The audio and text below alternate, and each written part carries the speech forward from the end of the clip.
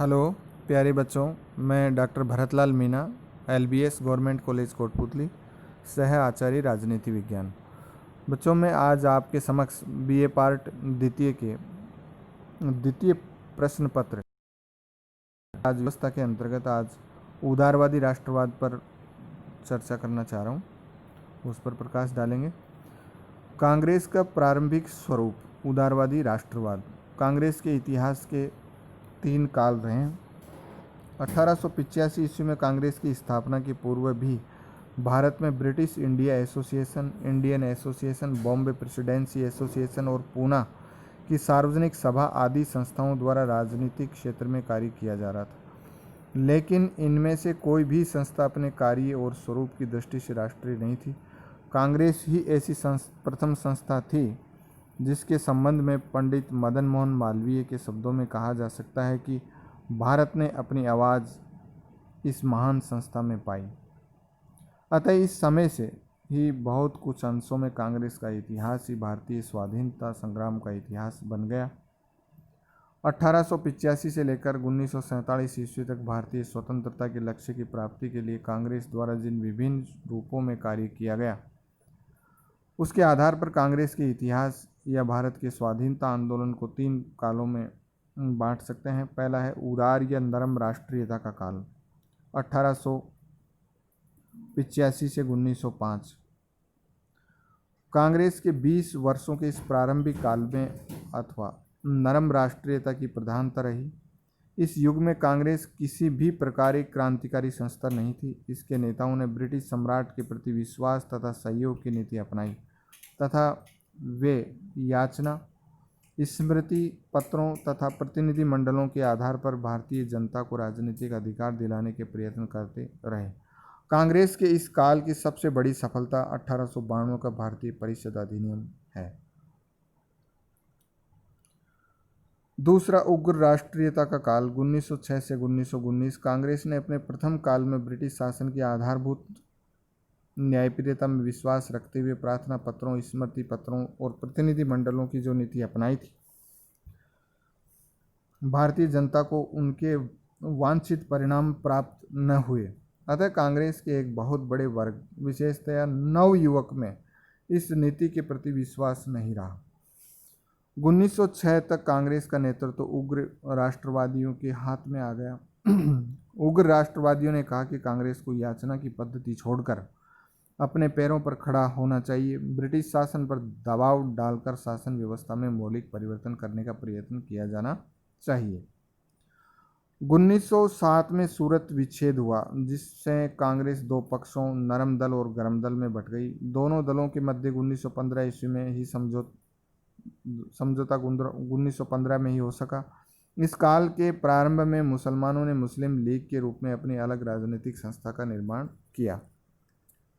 राष्ट्रीय आंदोलन का युग। तीसरा है राष्ट्रीय आंदोलन का युग, 1920 से 1947। राष्ट्रीय आंदोलन का गांधी युग। कांग्रेस का तीसरा काल 1920 से 47 तक का 28 वर्षों के इस काल में महात्मा गांधी न केवल कांग्रेस वरन राष्ट्रीय गतिविधियों के केंद्र बने रहे। अतः इसे राष्ट्रीय आंदोलन का गांधी युग कहा जाता है। इस काल में कांग्रेस ने अपने पहले तो ब्रिटिश सरकार के साथ असहयोग और फिर अहिंसात्मक संघर्ष की नीति अपनाई, जिसके 3 निरंतर प्रगतिशील चरण असहयोग आंदोलन, सविनय अवज्ञा आंदोलन और भारत छोड़ो आंदोलन थे। इस काल के प्रारंभ में ही नरम दल के लोग कांग्रेस से पृथक हो गए और उन्होंने अपनी अलग संस्था अखिल भारतीय उदार संघ की स्थापना कर ली। इस काल में हिंदू मुस्लिम मतभेद अपने चरम पर पहुंच गए। मिस्टर जिन्ना के नेतृत्व में मुस्लिम लीग ने 1940 में पाकिस्तान की मांग की। 1947 में भारतीय स्वतंत्रता के साथ साथ भारत का विभाजन भी हो गया। उदारवादी राष्ट्रीयता या कांग्रेस का उदारवादी पक्ष इस प्रकार है। 1985 से 1905 तक उदार राष्ट्रीयता के इस काल में कांग्रेस के ध्येय, दृष्टिकोण और कार्य पद्धति का ज्ञान प्राप्त करने के लिए इन वर्षों में कांग्रेस के कार्यक्रम और क्रियाकलापों का संक्षिप्त विवरण इस प्रकार है। उदारवादी क्रम से सुधार की नीति में विश्वास करते थे, इसलिए उनके द्वारा व्यवहारिक दृष्टिकोण अपनाते हुए बहुत ऊंची मांगे नहीं की। उदारवादी राष्ट्रीयता के 20 वर्षों में कांग्रेस द्वारा की गई प्रमुख मांगें थी: भारतीय शासन की जांच, भारत मंत्री भारत परिषद का अंत, केंद्रीय तथा प्रांतीय विधान परिषदों का विस्तार तथा सुधार, भारतीयों की उच्च नागरिक तथा सैनिक पदों पर नियुक्ति और इंग्लैंड से आने वाले कपड़े पर आयात कर लगाना आदि। कांग्रेस के द्वारा मांगों के लिए इंग्लैंड में भी प्रचार कार्य किया गया। उदार राष्ट्रवादियों कांग्रेस के उदारवादी पक्ष की विचारधारा और कार्य पद्धति इस प्रकार है। ब्रिटिश सरकार के प्रति राजभक्ति। इसमें संदेह नहीं है कि प्रारंभिक वर्षों में कांग्रेस का संचालन करने वाले उदार राष्ट्रवादी उच्च कोटि के देशभक्त थे, लेकिन वे अपने देशभक्ति के बावजूद ब्रिटिश शासन के बड़े प्रशंसक थे। ब्रिटिश राज्य के उपकारों के प्रति उनके हृदय में कृतज्ञता का भाव था और वे ब्रिटिश साम्राज्य के प्रति राजभक्ति भी रखते थे। दूसरे अधिवेशन में दादा भाई नौरोजी अपने सहयोगियों की सामान्य भावना को ही व्यक्त कर रहे थे। उन्होंने घोषणा की थी कि आओ हम पुरुषों की तरह बोलें और घोषणा कर दे कि हम अचूक राजभक्त हैं। इन नेताओं के संबंध में एनी बेसेंट ने कहा था कि इस काल के नेता अपने को ब्रिटिश साम्राज्य की प्रजा मानने में गौरव का अनुभव करते थे। दूसरा, अंग्रेजों की न्यायप्रियता में विश्वास। उदारवादियों को अंग्रेजों की न्यायप्रियता में अटूट विश्वास था। वास्तव में इस विश्वास ने ही उनमें राजभक्ति की भावना को जन्म दिया। पट्टाभी सीतारामैया के अनुसार उदारवादी नेता इस बात पर विश्वास करते थे कि अंग्रेज स्वभाव से न्यायप्रिय होते हैं तथा यदि उन्हें भारतीय दृष्टिकोण का सही ज्ञान करा दिया गया तो वे इसे स्वीकार कर लेंगे। 12वें अधिवेशन के सभापति पद से रहमतुल्लाह सयानी ने घोषित किया था कि अंग्रेजों से बढ़कर सच्चरित्र तथा सच्ची जाति इस सूर्य के प्रकाश के नीचे नहीं बसती। अन्य उदारवादी नेताओं की भी यही भावना थी। तीसरा है, ब्रिटेन के साथ संबंध भारत के हित में। अधिकांश प्रारंभिक राष्ट्रवादी नेता पश्चिमी शिक्षा के परिणाम थे और उनका विचार था कि ब्रिटिश शासन ने अंग्रेजी साहित्य, शिक्षा पद्धति, यातायात एवं संचार की व्यवस्था और स्थानीय स्वायत्त शासन के रूप में हमें एक प्रगतिशील सभ्यता प्रदान की है और ब्रिटिश शासन की आंतरिक अशांति और बाहरी आक्रमण से भारत की रक्षा करने में असमर्थ है। फिरोज शाह मेहता ने कांग्रेस के 6ठे अधिवेशन के सभापति पद से कहा था कि इंग्लैंड और भारत का संबंध इन दोनों देशों और समस्त विश्व की आने वाली पीढ़ियों के लिए वरदान होगा।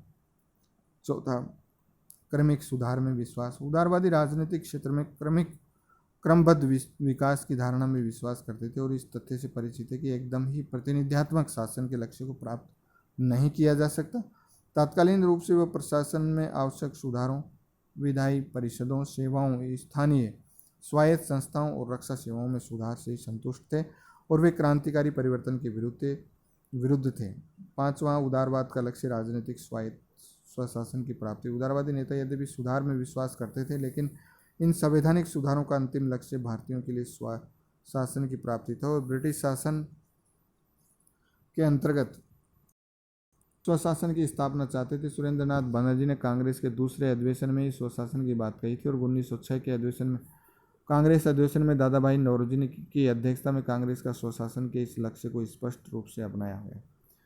छठा, उदारवादियों की कार्य पद्धति। संवैधानिक साधनों में विश्वास। उदारवादी हिंसा और संघर्ष के विरोधी थे तथा वे संवैधानिक साधनों में विश्वास करते थे। उनके द्वारा वैधानिक सुधार के अपने लक्ष्य को प्राप्त करने के लिए प्रार्थना पत्रों, स्मृति पत्रों, प्रतिनिधि मंडलों का मार्ग अपनाया गया और जिसे उनके आलोचकों ने राजनीतिक भिक्षावृत्ति का नाम दिया। इस उदारवादियों को क्रांति या आंदोलन की अपेक्षा निवेदन की पद्धति में अधिक विश्वास था। धन्यवाद।